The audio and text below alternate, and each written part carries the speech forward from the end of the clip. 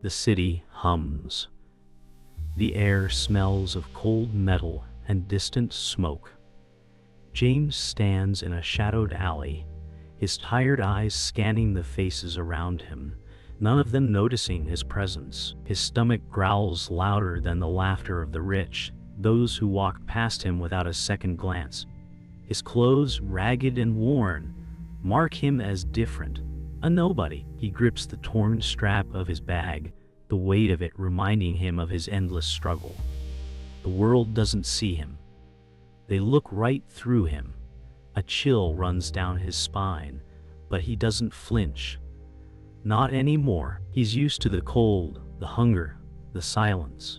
His life, a series of shadows, broken dreams, and faded hope.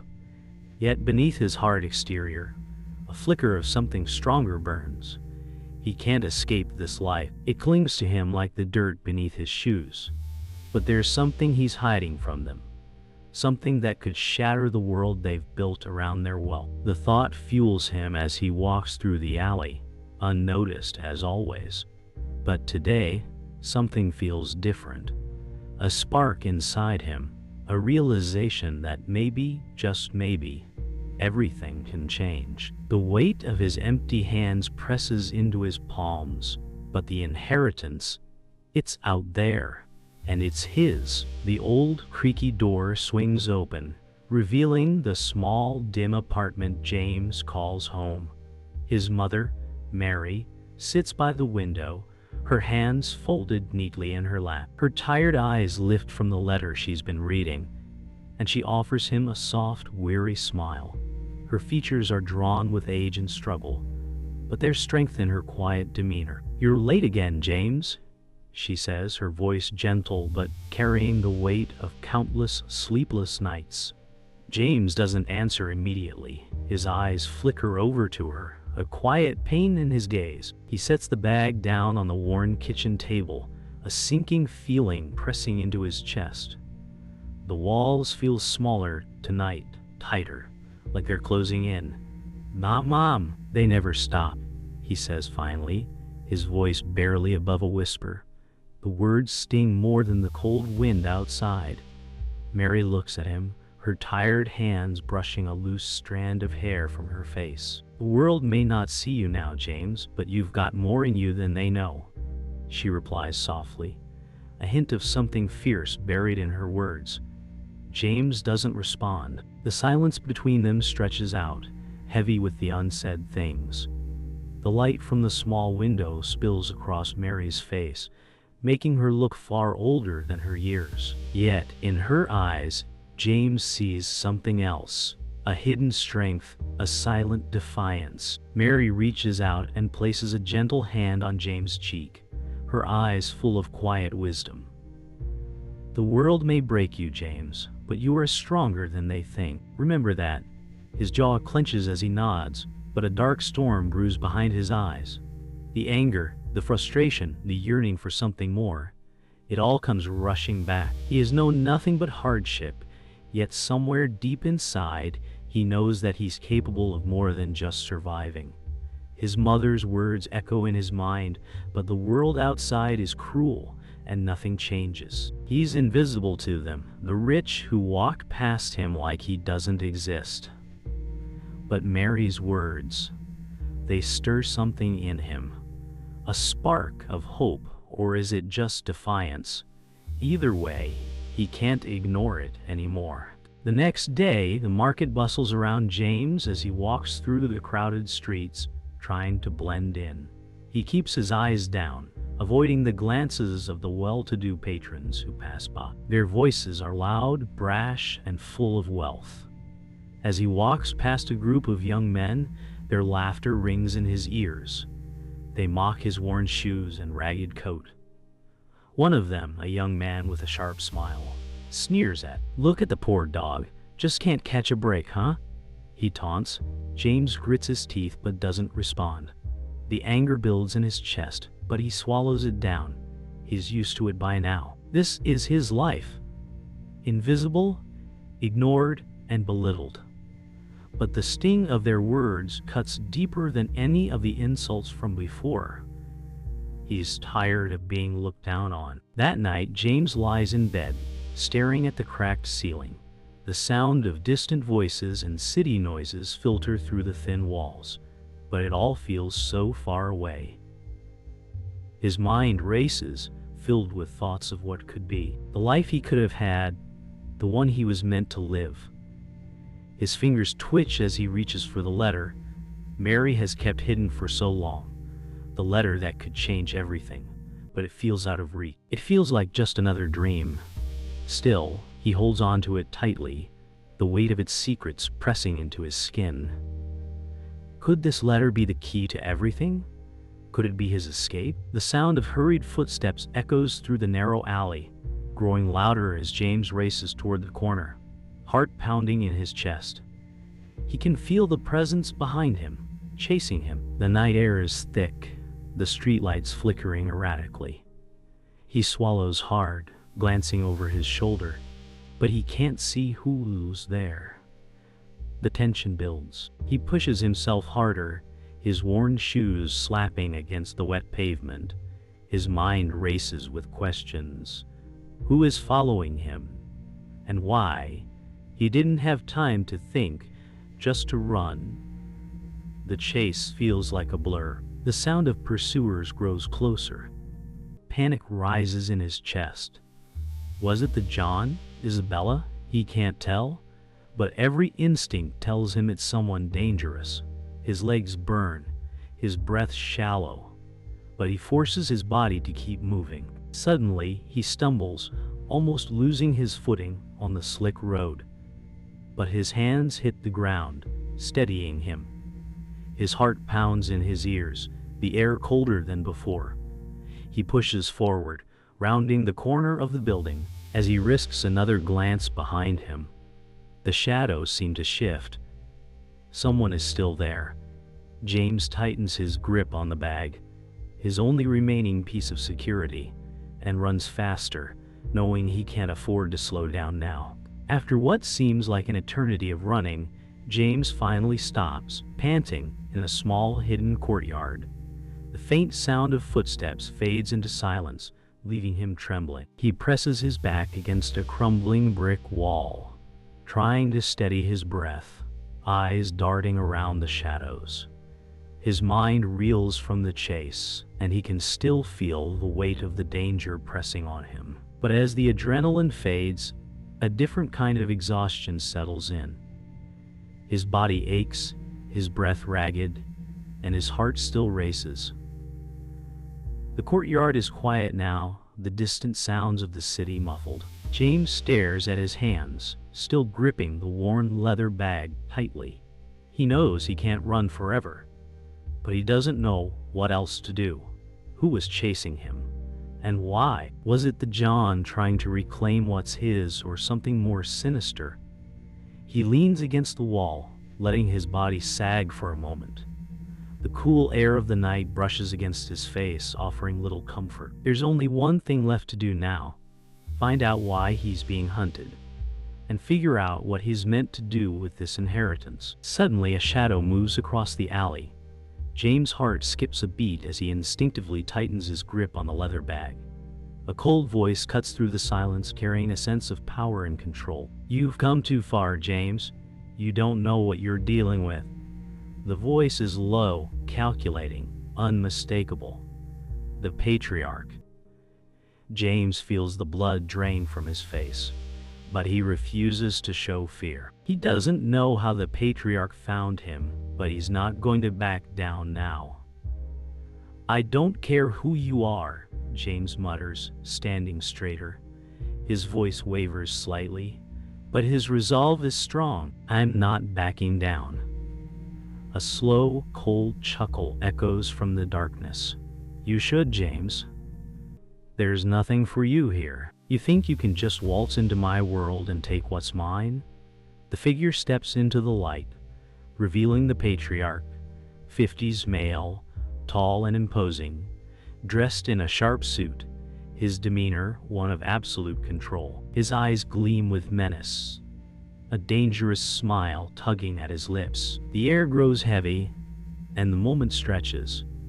The patriarch eyes James like a hunter sizing up prey, his gaze calculating, as if deciding whether to crush him or toy with him. James stands his ground, but inside his thoughts are a whirl of confusion.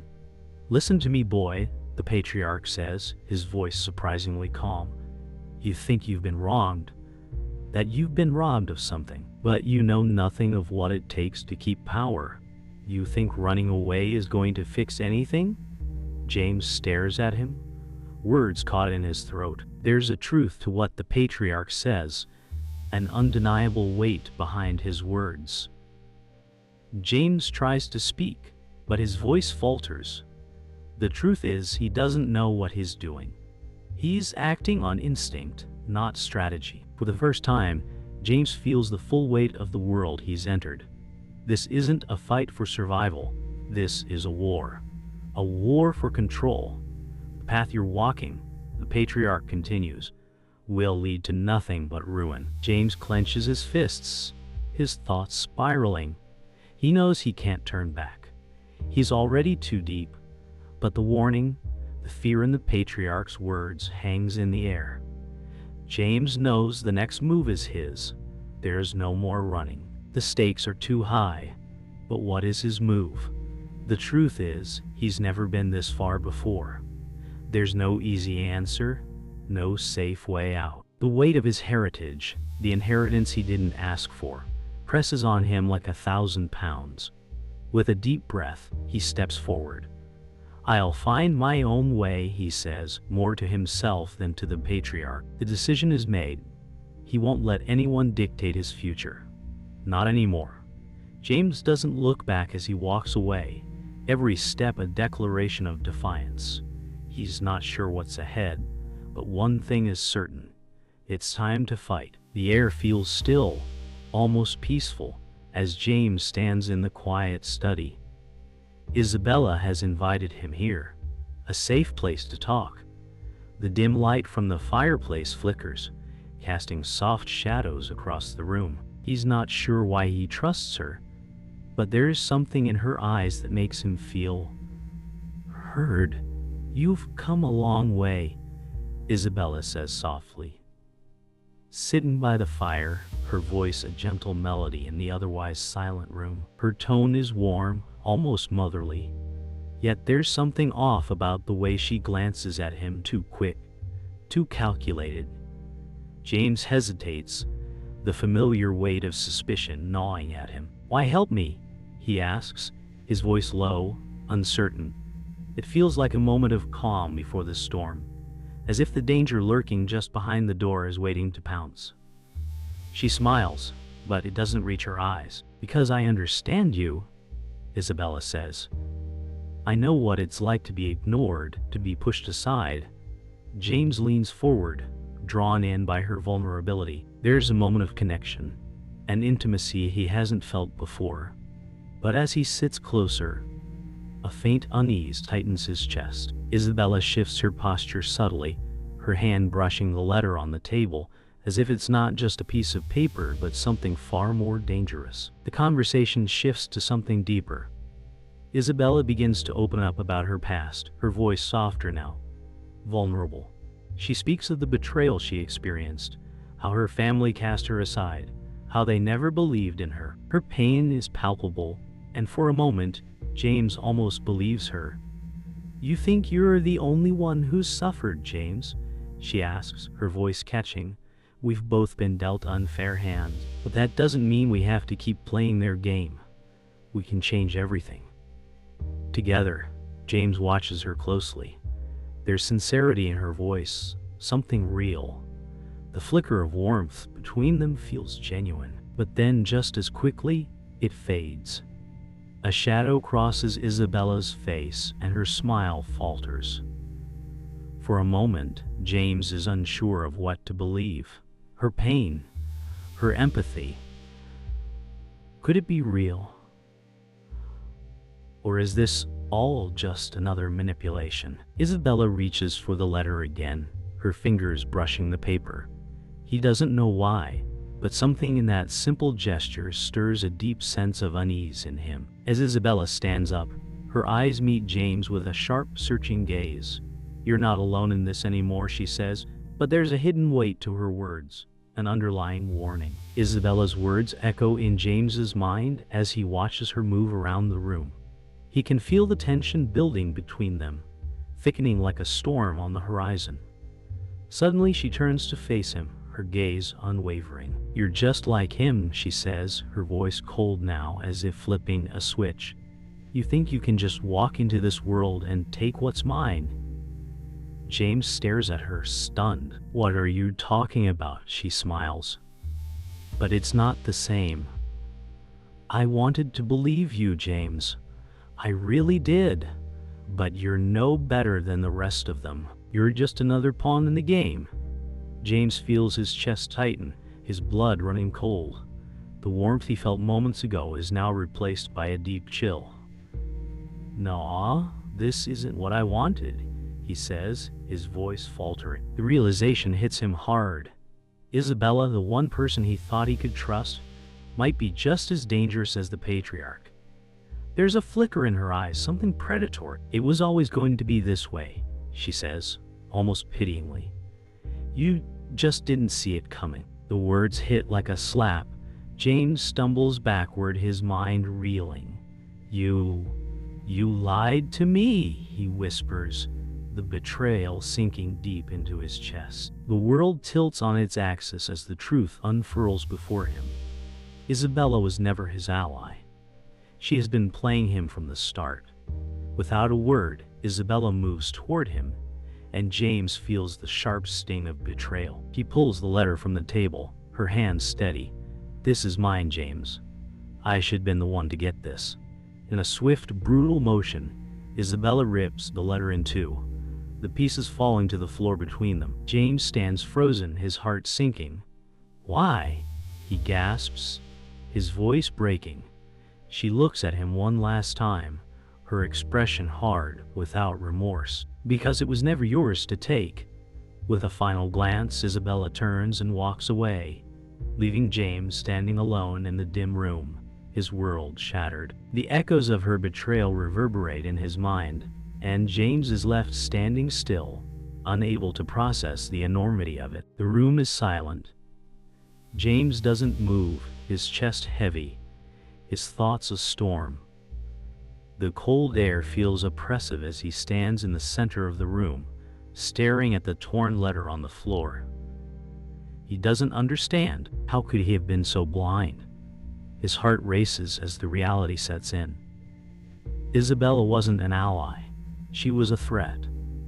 All her promises, her words of comfort, were lies.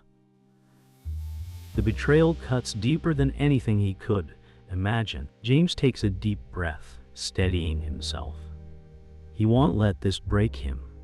Isabella might have turned on him, but he's not done. Not yet. With a final determined glance at the torn letter, James turns and walks out of the room. The weight of the betrayal pushes him forward.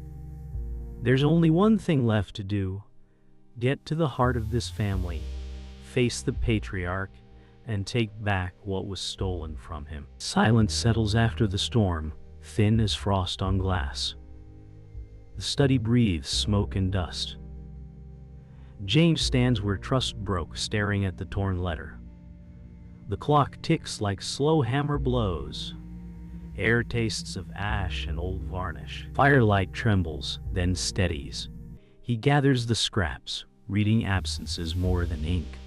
Mary's careful hush returns to him like a prayer.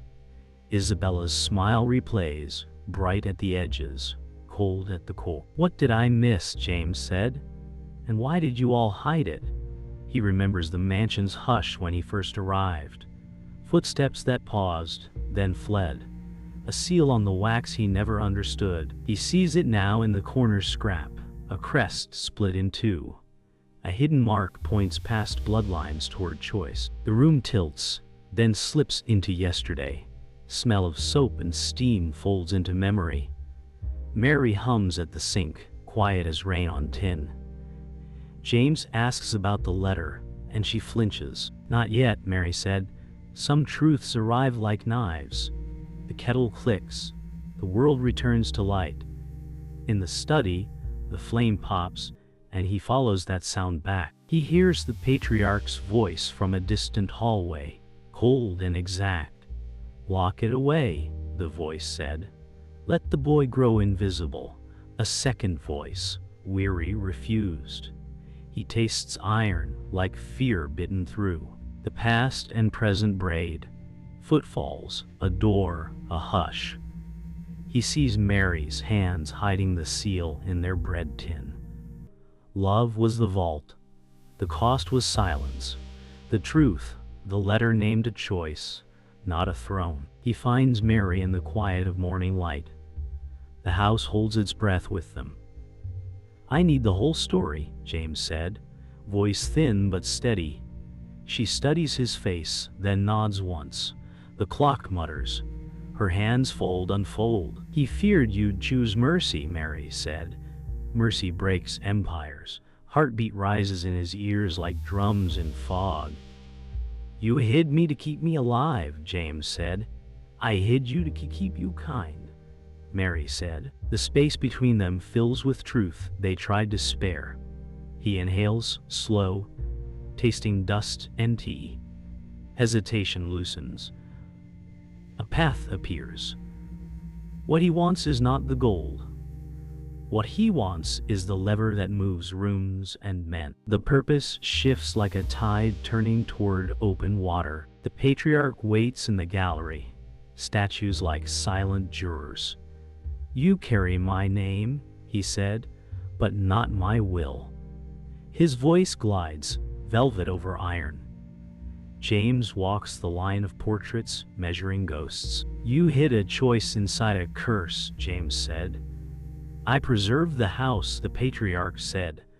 "Mercy makes cracks. Cracks invite wolves. Light knives through high windows, splitting floor into cold bars. You called poverty my tutor," James said. "I called it proof," the patriarch said, calm and sure. The frames gleam. Eyes in oil watch unblinking. "Power is a promise kept to itself," the patriarch said. The room shrinks to breath and pulse. Right and wrong blur like smoke. The realization lands. The enemy is not a man. The enemy is the hunger that built him. Evening folds the mansion in quiet blue. James steps onto the terrace and lets the air wash him clean. The city hums below like a promise kept. "So this was the truth all along," he said, the words small and full. Not blood, not title, but the choice to break the wheel. He closes his eyes and finds steady ground. Grief moves through him, slow and tidal, then passes. He does not need their blessing. He needs a plan that frees more than a single name. The letter's crest meant division and bridge. He will be both. He turns back toward the lit halls. The loss remains, but his fear is gone. Tomorrow, he moves first. Tonight, he draws the map. The corridor holds its breath. Lamps buzz and flicker like trapped bees. James hears measured footsteps drawing near, steady as a metronome. The gallery doors tremble in their hinges. His pulse hammers against the ribs. Air tastes of brass and smoke. Rain needles the windows, a quiet drumline. "End it clean," James said, voice low and tight. He checks the map he drew at dusk and folds it once. A shadow crosses the marble like a blade. Silence swells, then thins to a wire. He steps into the center line, spine straight. Boots scrape stone beyond the arch. "Come and claim it," James said, almost a whisper. The lights dim, then flare. Two paths narrow to one. The moment hardens like glass about to shatter. They meet under the iron chandelier. The patriarch moves first, calm as winter. "Order demands sacrifice," the patriarch said. James steps close, heat rising in his chest. "Order without mercy is rot," James said. The chandelier hums, light stuttering on stone. They circle portraits that watch like judges. Power guards the many, the patriarch said. Power starves the many, James said. Words snap like flags in wind. Breath shortens. The room shrinks to edges and angles. A hand slams the desk. A drawer bites open. James blocks, shoulder burning. Choose steel or silence, the patriarch said. I choose doors that open, James said. The clash begins, not clean but honest. The chandelier swings, throwing knives of light. A door bursts. Mary steps between them, breath thin, eyes fierce. No more sons fed to thrones, Mary said. The room stills like a held note. James reaches for her, but the floor slips toward chaos. The patriarch does not flinch. His gaze cuts past them both. Glass tinkles somewhere, small as rain. Please, James said. Stand back. Mary lifts a palm, a fragile shield. He will not become you, Mary said. The chandelier sways. Shadows saw across their faces. A shove, a stumble, a sharp edge found. Silence blooms, heavy and white. Mary sinks against the desk, breath catching. You were always enough, Mary said. The world narrows to her hand in his. Cost writes itself in the air and will not erase. Rain breaks the windows into silver ladders. Fire leaps in the hearth like a challenge. You taught me hunger, James said, stepping through falling light. The patriarch advances, coat dark with rain. I taught you to endure, the patriarch said. Heat and cold wrestle across the floor. James feints left, draws the room toward the hearth. Sparks rise like stars, refusing night. Endure is not live, James said. He seizes the seal from the desk and holds it high. This binds no one today. The patriarch lunges, voice a blade. You will lose the house. Then let the doors open, James said. He slams the seal into the fire. Wax sighs and melts. Portrait eyes blaze in reflection. Something breaks that cannot be mended, and that is the point. The fight dissolves into quiet. Smoke lifts like a prayer with no words. James kneels where Mary rests, counting breaths. The chandelier stills, one last creak fading. I will build it open, James said, voice rough.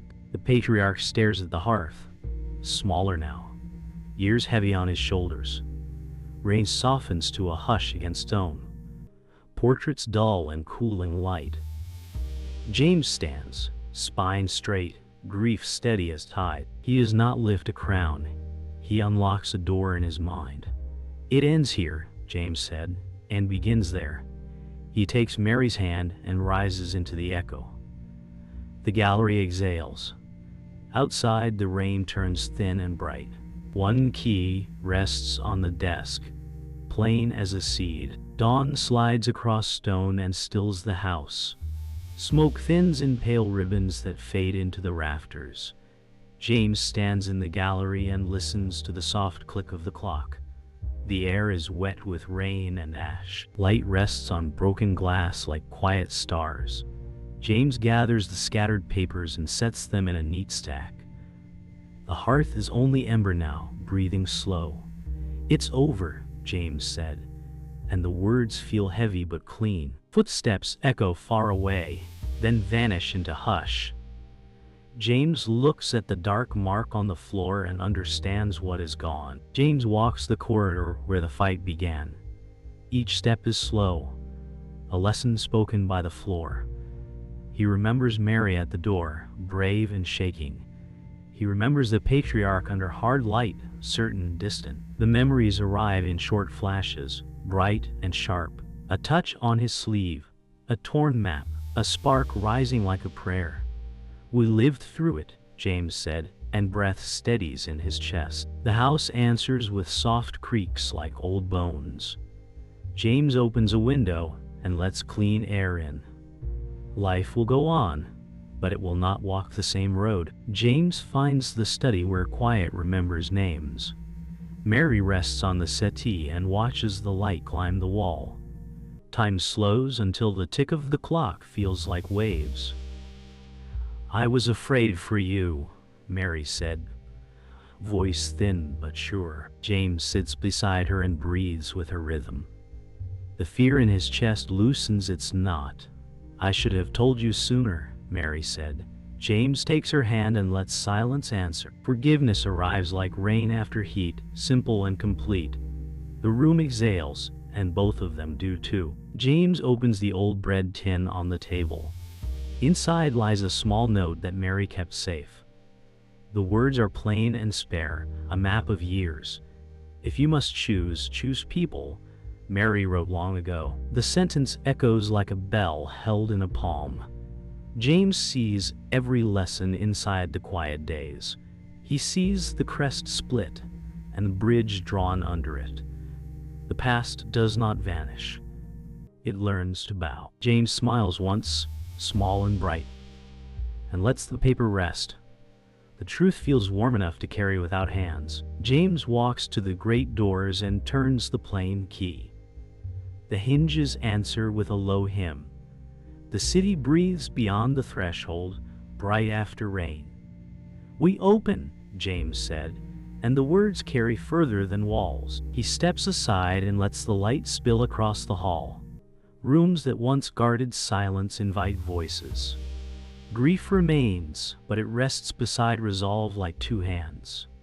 James feels the weight lift piece by piece, not all at once. Peace comes as work to be done. The path to Act 7 waits in the sun. Morning holds the house in a long breath. Rain has stopped, and the gutters whisper. Light pools on marble like milk spilt and stilled. James stands where the seal burned and watches ash fade to gray. The clock keeps slow time that does not wound. He thinks of doors that once locked and lives that bent around them. He thinks of Mary and the way courage sounded soft. "It is quiet now," James said, and the words do not echo. Outside, the city warms, careful and new. Inside, the air has space for names spoken without fear. Loss sits beside him like an old friend who says nothing. He looks at the open hall and wonders, in the hush, was it worth it? James walks the length of the corridor and counts doors by touch. He leaves one key on each brass plate and moves on. Steps sound light, like pages turned. He opens windows as he goes, and thin light combs the dust. A ledger waits on a desk, blank and honest. He writes the first line and lets the ink breathe. "We begin again," James said, and the line feels clean. He closes the book, sets it where anyone can reach. The map he carried is folded once, then once more, then set aside. He turns toward the stairs and does not look back. The house watches him leave and does not resist. He reaches the threshold and gives the rest to the day. In the kitchen, the bread tin waits where memory keeps warm. James lifts the lid and finds a small tape wrapped in twine. The player clicks, and the room grows gentle. Mary's voice arrives like tea poured slow. "If you must choose, choose people," the voice said, tender and firm. Time loosens. The ticking softens to breath. James closes his eyes and lets each word settle where fear once lived. A chair creaks as if someone sits again. He smiles and does not chase the sound. "Thank you," James said, the syllables light as steam. The tape clicks off, and the silence holds the shape of her care. The theme stands up in the room and does not fade. By noon, the gates no longer glare. People come with careful steps and honest coats. Laughter returns in small pieces, like birds testing air after storm. Workers carry tools. A child counts the stairs and forgets to stop. The gallery opens to voices that do not whisper. A woman asks where to sit, and chairs appear. "Welcome," someone said, and the word lands softly. Time widens. The house learns a new rhythm that does not bruise. Dust loses its hold and floats toward light. In the street, wagons move and no one looks down. James watches from the doorway and nods once. Change is not loud, it is steady. Evening returns with gold that does not hurry. James climbs the terrace and faces the city that once refused him. Wind carries street music up the hill and sets it gently at his feet. He lays the last unused key on the rail and watches it rest. "Keep the doors open," James said, "and the line belongs to everyone now." He breathes in slow and lets the breath leave without holding it. The sky keeps its color. Nothing demands a crown. He turns his palm up, empty and unafraid. The road below waits, wide and kind. The story does not end. It opens. Truth must never be owned.